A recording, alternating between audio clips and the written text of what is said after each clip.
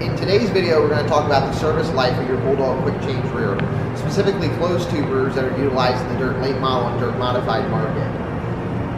For the most part, you'll have great service life out of your rear if you use the Bulldog Blood oil. That's the key right there.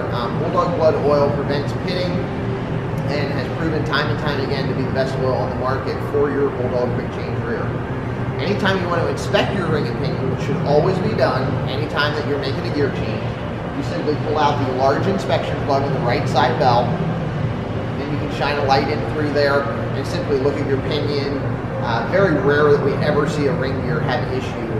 In 20 years of most of them quick change rears, we've never really had a ring gear show wear before the pinion. Also, some people go as far as using scope. There's scopes available pretty cheap anymore at Harbor Freight or someplace like that. You can look at them that way. But the biggest thing is you want to take a look in there and make sure that your pinion is not starting to pit. Additionally, you want to lap count your stuff. If you're fortunate enough to get the rear from new, or if you have the rear freshly rebuilt, at that point you'd start your lap count over. We recommend that the lower shaft of the rear, the through shaft that's at the bottom of the rear, be replaced every 1,500 to 1,800 laps. We also recommend that about every 1,000 laps you pull a side bell off the rear and take a look inside. Again, do a deeper inspection of the ring and pinion. Check your spool wear for in the splines where the axle slides in. Make sure it remains tight. You'll want to check the holes in the spool. If it's an ultralight spool, the holes are prone to cracking in between the location of the holes. You will also want to check your spool extra carefully if you run an EDM light ring gear. The scalloping of the ring gear does allow the ring gear to flex more, and when it flexes more, it's harder on the spool. So every 1,000 laps, you're going to want to take a peek inside. Also, your axles should be replaced every 800 to 1,000 laps. We recommend when you get a new axle that you paint a line down it. Just take 2 pieces of masking tape, draw it down, paint your line so you know you're nice and straight, and then pay attention to the twist that occurs.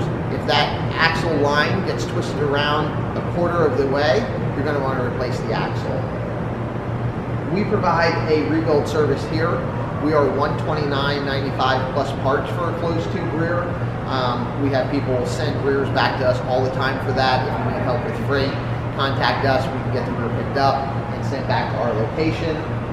The $129 is simply the labor. After that, it's all parts. Generally, bearings and seals get replaced. You'll generally, if the rear does not take anything out of the ordinary, just bearings, seals, and a good going through, you're going to be right around $500. Anytime the rear goes through a catastrophic event, you need to dig a little deeper. If you have something occur that ends up taking the yoke off the front of the lower shaft, immediately replace your lower shaft. Even if it looks okay, replace the lower shaft, replace your lower shaft bearings. Always when you change your gears, grab a hold of both rear cover bearings. Feel them back and forth in your hands. As long as they feel smooth, continue to use them. If they start to feel rough, then we would highly encourage you to replace them. Same thing with your lower shaft and your top pinion. When you're changing quick change gears, grab a hold of both shafts.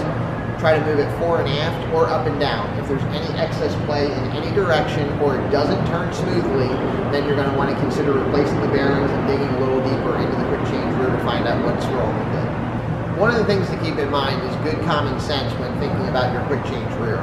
If you're at a facility that's extra rough or heavy, you may need to count that as double the lap count for that night or double the race count for that night.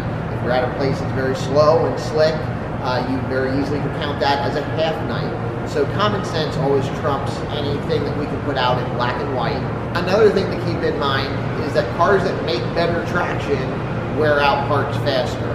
I try to tell my customers all the time that if you're suffering from wheel spin, you're not getting your car hooked up, your stuff will probably last longer than someone whose car's on full lockdown, can't spin a wheel, has great traction.